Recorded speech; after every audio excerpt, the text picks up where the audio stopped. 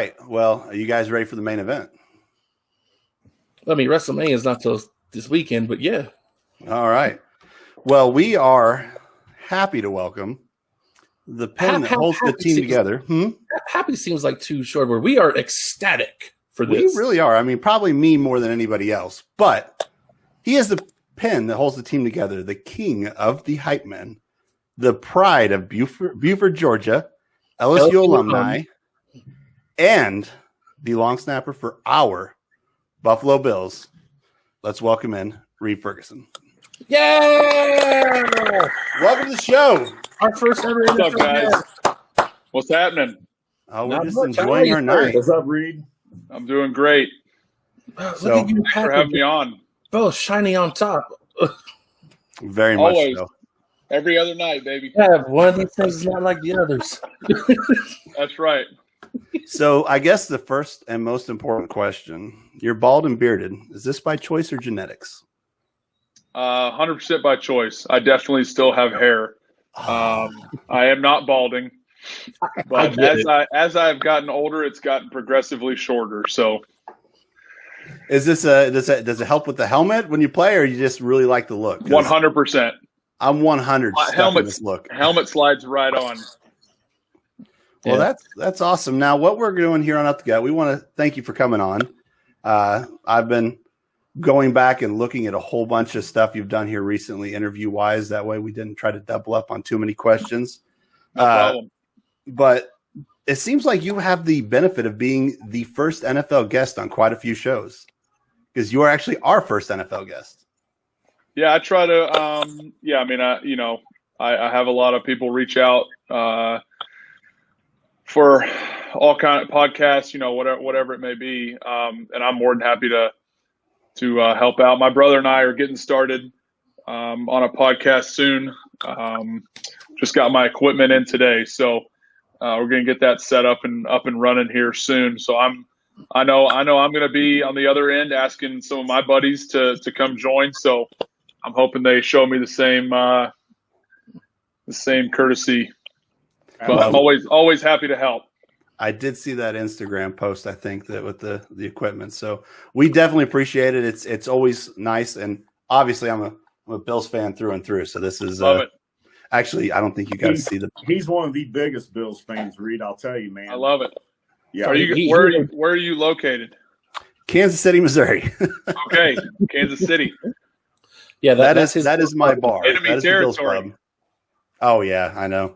Actually, I'll be seeing you guys this year because you're coming to Kansas City, so I'll be at that game. I think they come here actually. I hope not. Am I mistaken? I mean, I'd have to look, but I think we get them at home again in the regular season.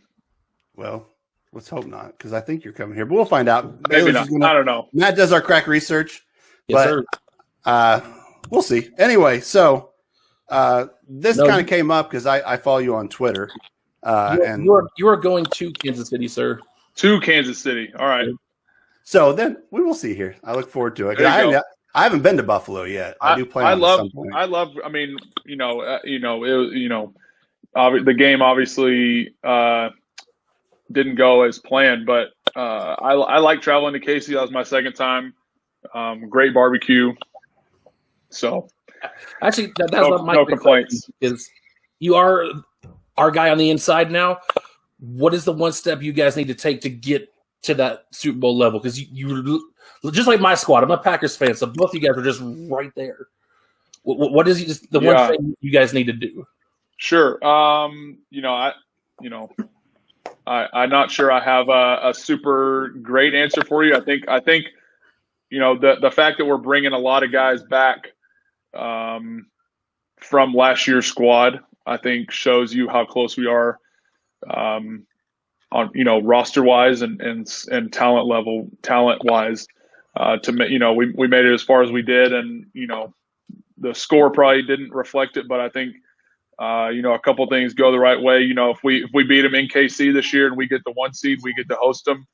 We get all the Bills fans in Buffalo, and who knows what can happen then. So home field advantage is a big thing. They had a lot of fans there, so they had them behind them. But I mean it's A lot can happen, but I think it's a Yeah. good sign that it's a good sign that the administration is bringing back a lot of the same dudes to run it back one more time. What Brandon Matt, Beane's done with the team is just been amazing. And part of it may be the cap space available this year, but the people he's able to bring back, and it's not like, you know, Isaiah McKenzie and Darrell Williams and some of these players, they're not coming back. They're coming back at a discount. I mean, they really are. So it's been really amazing what he's done with the team, and it just shows the culture that he's built there. And that is one of the questions I had later. But has Brandon Beane and Sean McDermott built the best team and culture in the NFL right now? I mean, I'd have to say yes. I mean, it's been pretty cool to see. I think myself and Jerry are the only two left from the old staff that were here when the old staff was here. So it's been pretty cool to kind of see how it's completely turned over and flipped from then. And again, not saying that was, you know, certainly not bashing them because they're, you know, the old regime at all, because they were, you know, they brought me here, they brought me back after I was cut and everything. So I'm very grateful to them for doing that in the first place. It's just it's not a better by any means. I think it's just different. The culture it's a different culture, and I think that's clear based on how all the guys that McDermott and Beane have brought in over the years to kind of be where we are now. Well, as a Bills fan forever and a day, it does kind of go back to the Marv Levy days when we had the 4 straight Super Bowls. You know, picking up someone like Steve Tasker off of, you know, after Miami cut him and just saying, hey, you're going to be amazing. And he was. And that's kind of, you know, Isaiah McKenzie, he got cut, I think, off Denver. And then he's a big deal. He's obviously a fan favorite, but extremely talented in what he does. A lot of those playoff games, he really shone out and did amazing things. So watching it, and after all the years that we've had, you know, we've had good teams, we've had good players, but to put them all together, it's been really pretty awesome. And it's nice that you're part of that. I always see you in all the hype videos. That's why I introduced you as the king of hype, because you're always you're pumped, you're out there. It's really neat to watch. Trying to be, got to bring the juice, man. Yep. Juiced up ogres, baby. Oh yeah. So hey, Reid, I'm a KC fan, man. Been a KC fan for a long time. Live in Jeff City, Missouri. But I'll tell you, man, watching your team come together the last few years, it's hard not to root for you guys unless you're playing the Chiefs. You've got my back until you come to KC. And then this year when you guys were playing us, me and Patrick didn't talk for a few days because I was really concerned, man, because the whole year he's like, hey, he kept telling me we're going to beat you when it comes down to the playoffs. And I was like, oh man, no, you're not, you know. And, you know, I still had that feeling that like, hey, you know, we got the Chiefs, we've got a great team, but it comes down to who's rolling in that time of the playoffs. You know, it's all about how you're playing at the time when it counts. But the game you guys played, man, I'll give you props, man, because I wish it wasn't like that. I really don't. I wish there were some pretty rough plays on KC's behalf. We've acknowledged on our show to you guys. And in the end, man, I think you guys do have something pretty special going there in Buffalo. And it's cool that my buddy Patrick has been a lifelong fan of you guys. And it's cool that you're on our show, man. I got goosebumps. It's pretty awesome. Now, just to hit some current events, Buffalo just signed Forrest Lamp.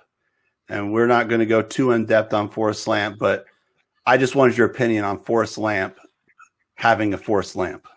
I don't know. He's got his own lamp. He is sponsored by a lamp company, and he has a Forrest Lamp. I think that's amazing. I think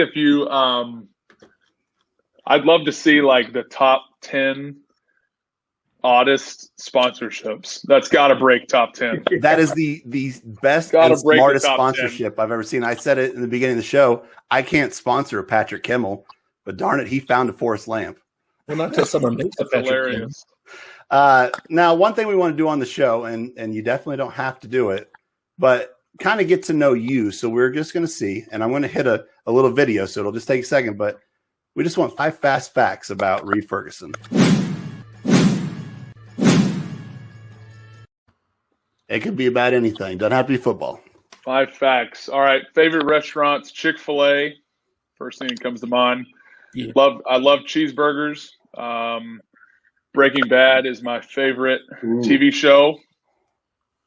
Awesome. I'm not OCD, but I think I am. And number 5, trying to think of something like really funny. I sleep with a lot of pillows. No. There's your 5 fun facts. 5 fast facts about Reid 5 Ferguson. fast facts. I got one for you, Reid. When you play cornhole with all your buddies, do you? I win. Huh? I win. You do it from the long snapper position, or do you stand up normal? I stand up normal, but you're going to make me try snapping them now. I'm surprised I've never been asked to do that before. Yeah. That's hilarious. You really have to separate those cornhole boards for that to work. You're going to launch that beanbag. All right. Now, again, the reason this come through is, I'll randomly reach out to people on Twitter about the show. We're not the biggest, YouTube show about football, but I reached out to you, and it was on a semi-political post. The whole Georgia voter laws going on, and we try to keep most of the politics out of this, kind of focusing on football. But I felt like I should have at least one semi-political question, and I don't know. We just like 5 fast things. So, could you give me 5 things you need an ID for? Trying to think. Well, buying alcohol. I think you need it. I don't smoke, but I think you need it to buy cigarettes. Yep. Or dip. Yeah. You need an ID to open a bank account. Yeah. Board a plane, go through TSA, I guess. Yeah. Yes, sir. What else do you need an ID for? You need an ID to buy a car. Yep, or just drive. That's fine. And drive. actually, in Georgia, you also need it to get your COVID vaccine. There you go. Which I'm the only person in my family that hasn't gotten one yet, so I'm the odd one out. Oh, you fit in here. I don't think any of us have. So I seen a meme today. It's definitely a choice. I seen a meme today. It had a police officer pulling someone over in their car, and he says, "Can I see your driver's license?" And the person was looking up. They said, "I'm sorry, I don't have a driver's license. I'm on my way to vote." Ay. I know, right? All right. So, is the long snapper, punter, place kicker relationship the best relationship in football? Hands down. Really? I figured so. Hands down. I think it. Yeah. I think. One, just because it's such a close knit group. You're spending basically every waking moment during the season with each other. But then on the other side, I think, I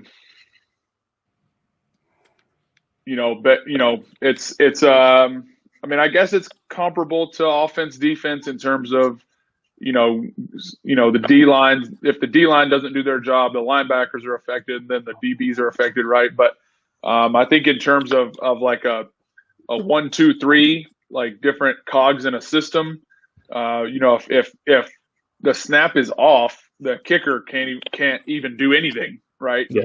So, I think it's just each one of us knowing our part and knowing how important we are, to the operation for punting, kicking, and whatnot. But that definitely feeds into it too. So, whenever you snap the ball, is it true that you can put the amount of torque to put those laces exactly where you want them for the punter or the place kicker? For field goals, punt's a little harder, just because it's 15 yards away.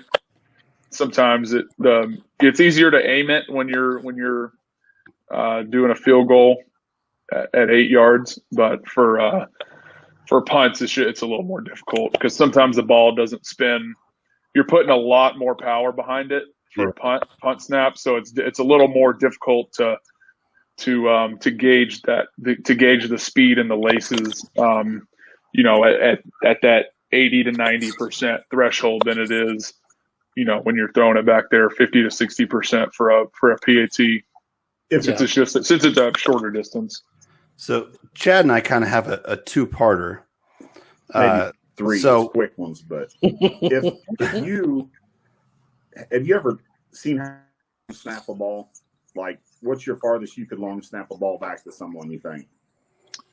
And be fairly accurate. The number and be accurate, or just furthest at all? What do you think the furthest you could long snap one from that I position? want to say the furthest would be like 40 yards, maybe. Wow. All right. So That seems far in my mind, but I think I haven't done it in a long time. But I think in college I may have done 40 yards. I don't know. That's the first number that comes to my mind. But accurately, I'd say 20 to 25. Okay, so if you had an awesome tight end making a slant across the field like Travis Kelce, and you're in the long snap position at 25 yards, could you hit him? I could get it to him. You could? Oh, yeah. And then wouldn't you say your completion percentage would be higher than Lamar Jackson's at 25 yards? It'd definitely be higher than Tua's. Okay. So I can't rag on Lamar. He's got an MVP. I can't do it. right. I can't rag on him too much, but That's right. Tua, I I'll did rag see- on him because my brother plays with him. So when you say 40, the Guinness World Record for longest snap is 41 and a half yards. Can you beat that? Ooh. I'm sure I could if I worked at it. See, that number makes me think that I'm probably closer to like 35. Well, whenever you do it, just who let us did know. it? Did it say who did it? Yeah, it was I didn't write it down, but I think it was like the Mitchell brothers or something up in northern PA. Gotcha. It wasn't a name I recognized. So the other part we had is, you're snapping the ball on the point afters or the field goals, and you're having to figure out the torque to put on it, to put the laces where you need to. The amount of talent that goes into that is impressive alone but then right on top of that, as soon as you snap that ball, then you got to block somebody right on the other side. You don't have much time in between. So whenever you're sitting there, is there one specific D lineman that you just hate going up against? He's like, no, I'm good against all of Good them. question. I'm friends with him, so I can say it. Terrell Basham, he played for the Jets. He was number 93. He just signed in Dallas though, so I don't have to go against him. yeah. That's my guy though. We work out a lot in Atlanta together, so we're always super competitive. Follow that up with a quick one. In your mind, whether it was high school, college, or the NFL, can you remember a specific time or a moment in a game against a certain team or at what level that you felt you were at your absolute most nervous to snap a ball?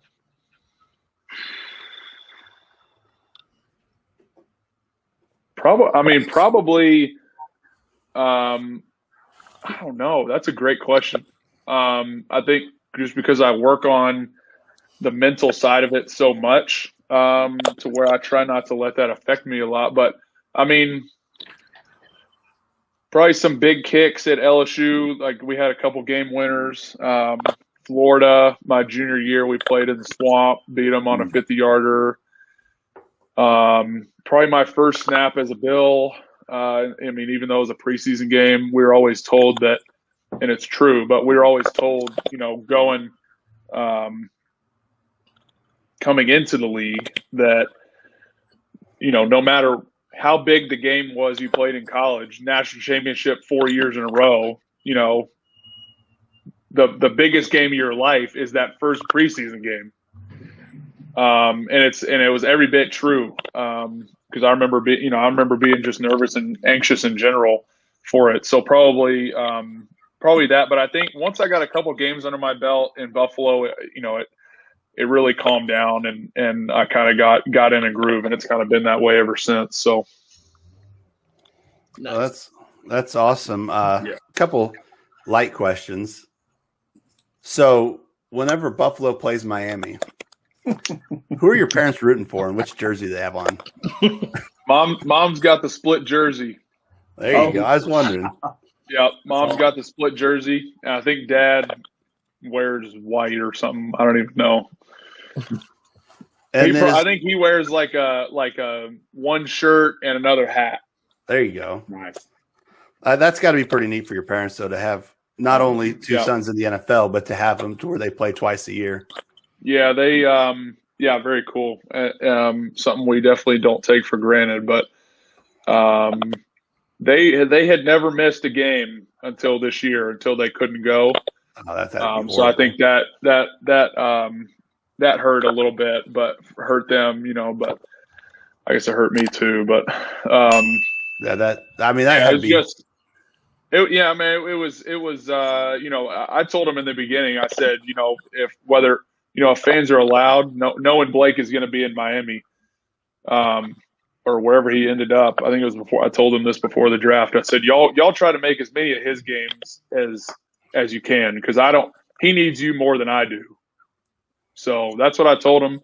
They ended up being able to go to a lot of their games, obviously, because they had fans allowed for the whole season. But my dad had it all planned out when the schedule came out. Because it actually made it a little easier on them this year because we had a lot of primetime games. Mm-hmm. So, there was only, I want to say there was like 5 or 6 weeks where they would actually have to be split because we played at the same time. So, or one place or another. It was quite a bit of travel. Yeah, they love it though. I mean, they're empty nesters now, so they work real hard all year to be able to do that. So they crush it though. They love it.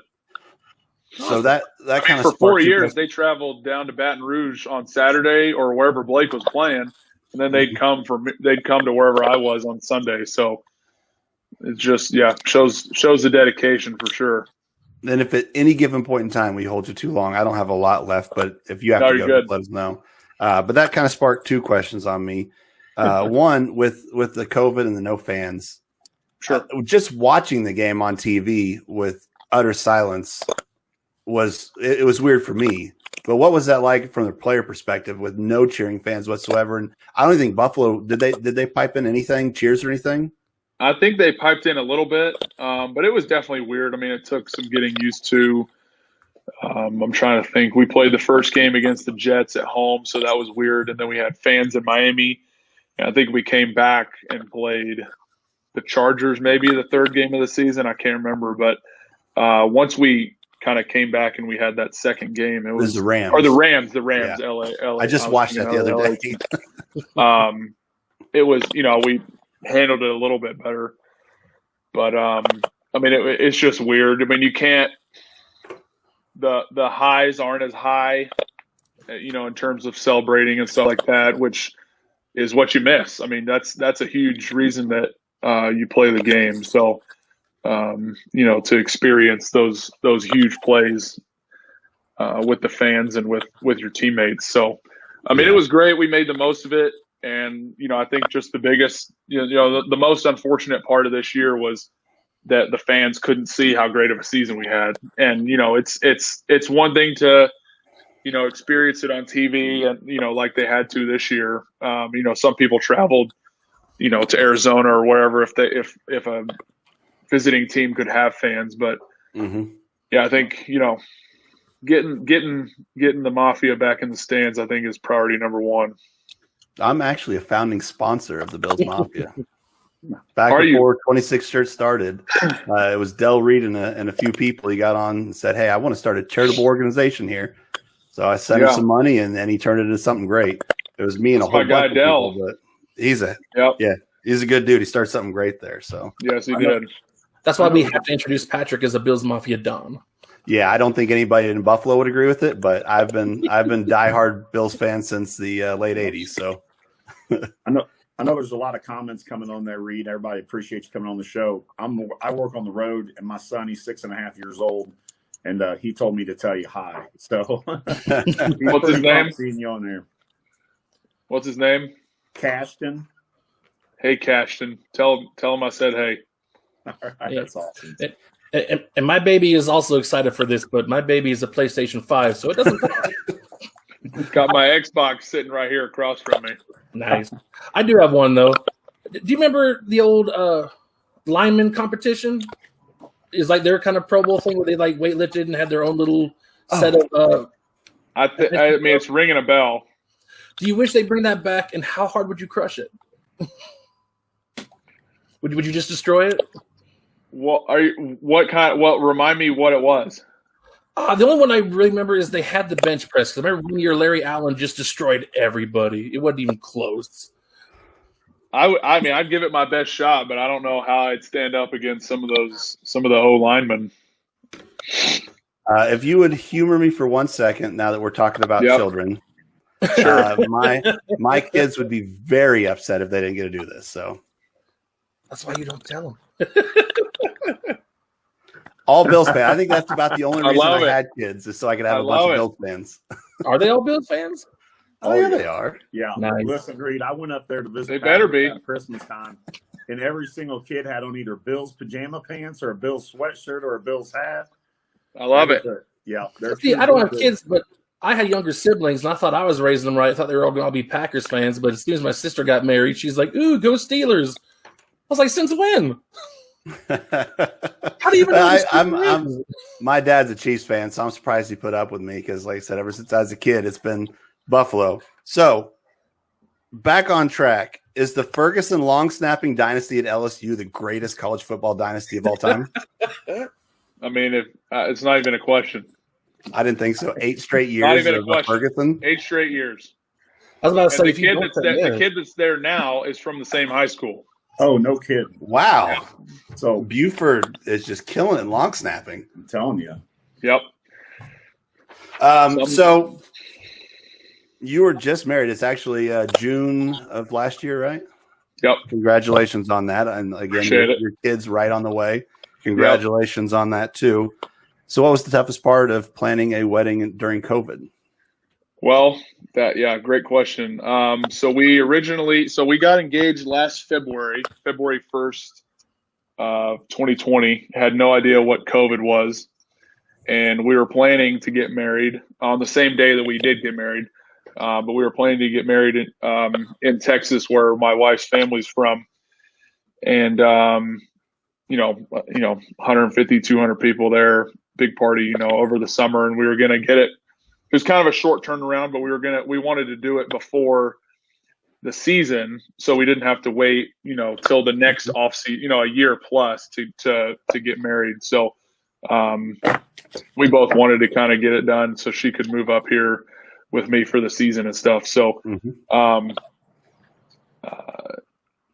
we had basically everything planned out, or not everything, but the majority of it. And then, COVID hit, a lot of stuff started getting shut down, and it kind of forced our hand to adjust. We postponed till this March that just passed, and we were just going to do a small family wedding, and we were going to do a bigger normal wedding in March after the season, assuming that vaccines and restrictions and stuff would all be laid out and, kind of relaxed. The restrictions would be relaxed and such. So, January rolls around. We're thinking, March, or first week. I think it was like first week of March 5th or something. We were going to get married. Everything was a go. And, a couple people raised some suspicion, just, a couple family members that, still weren't too comfortable with traveling and stuff from out of state and whatnot. So we just made a decision to postpone it again, really indefinitely. And at this point, we're having our child within within the next week or so, coming up. So, I don't really know if in terms of an actual wedding would be the right thing, but we would definitely want to have some kind of reception with all of our family that would still like to come and celebrate with us. That's kind of what we're hoping for in the future, but we're not really sure when that'll be. But yeah, it was difficult. Yeah. My brother also I watched him postpone his wedding like 3 or 4 times, and finally it was just like, I think they called me up on a Wednesday, said we're getting married on Saturday, and it was just parents and siblings, and we knocked it out. We got married at the beach with 10 people. So, yeah. So 14 days to flatten the curve wasn't really working out too well. I think we're on about day 4 right now. So, yeah. So I've only just got 4 questions. I don't know if the other guys do, but you recently went on a trip to the Holy Land. So it was a bucket list trip. We flew home like. Sorry, finish your question and then I'll share. No, I was just seeing what other vacation or trip would be on your bucket list. But yeah, I'm glad you made it back. Yeah. Well, that was at the tail end of February. We left like the February, 28th or something, and came back like March 10th. And that was when COVID was starting to pick up kind of outside of the U.S. a little bit. But, it was pretty crazy to see. I vividly remember on our flight back from we had to fly through Istanbul. I was watching the news on the airplane, and the stock market was crashing, and I was just like, "This is not good." Mm-hmm. So, it sucked, and it's terrible to all the people that have passed from COVID. It is certainly terrible, but it was a going back to the trip. It was a great trip. My wife and I went. That was something that I've kind of always wanted to do, and the opportunity presented itself. So we definitely made the most of it. One of the crazy parts of going was, and the whole COVID thing was, our last 3 days we spent in Jerusalem, and Bethlehem, that was like 8 miles away, was completely locked down. Like the last day we were there, and I think that's kind of when it hit everybody. That was like, there was the day that we were leaving was the last day that they were allowing people to leave the country. Yeah. So to leave Israel. So we were kind of on one of the last flights out. Wow. And leading up like the last day or so, last 24, 48 hours, when we were kind of going, still touring the, stuff and seeing the sites and doing our study walks and stuff. There was a real possibility that we were just going to have to stay in a hotel room for like 2 weeks till they could get us back to the States. So it was pretty wild. Definitely a surreal experience to do that. But it was a great trip. All right. Trip. Yeah, no, I think that'd be a great trip. I have to wait for my kids to get a little older before I can start jet setting. All right. Again, thank you so much for coming on the show.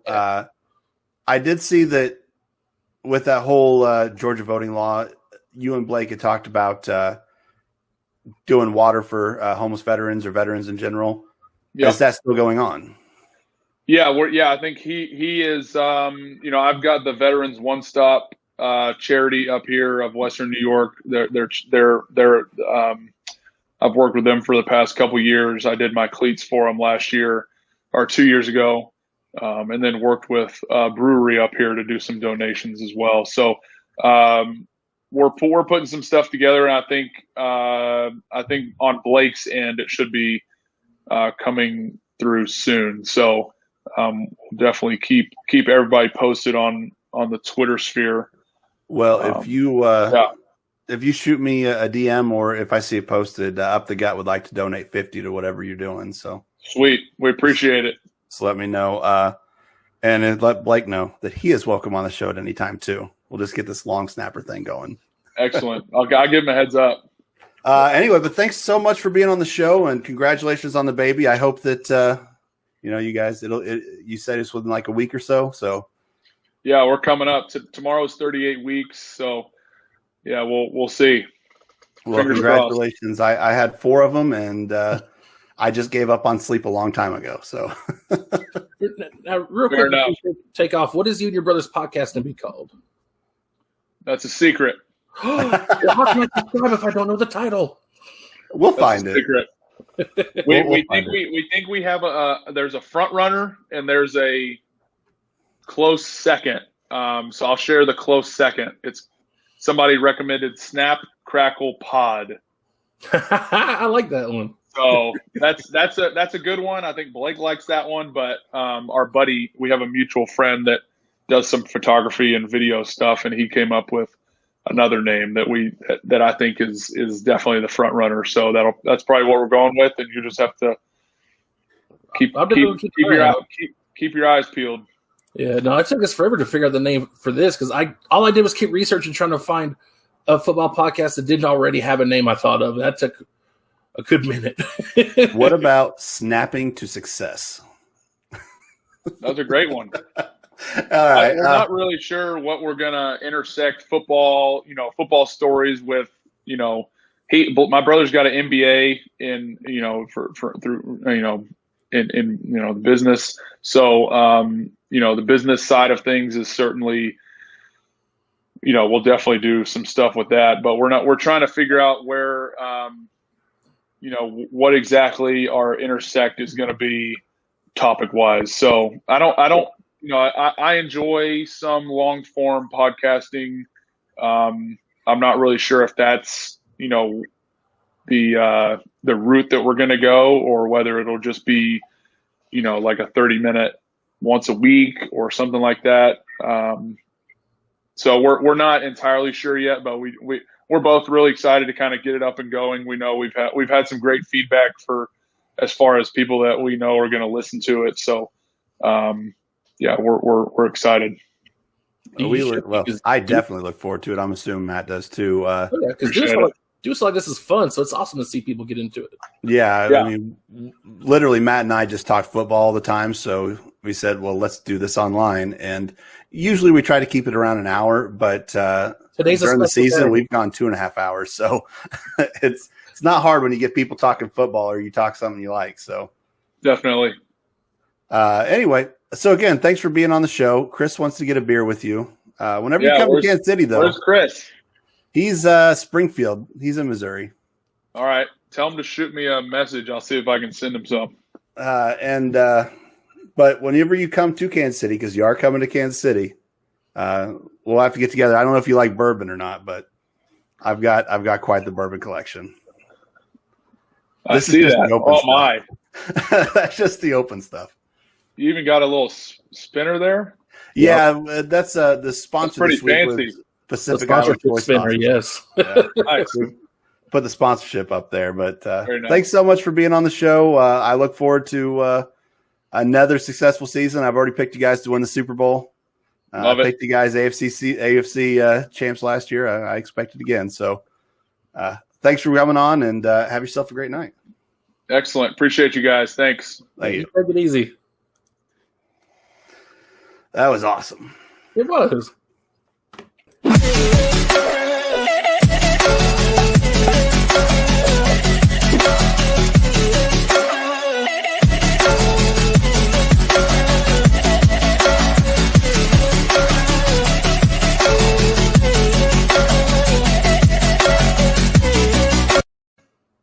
Oh no, I did it again.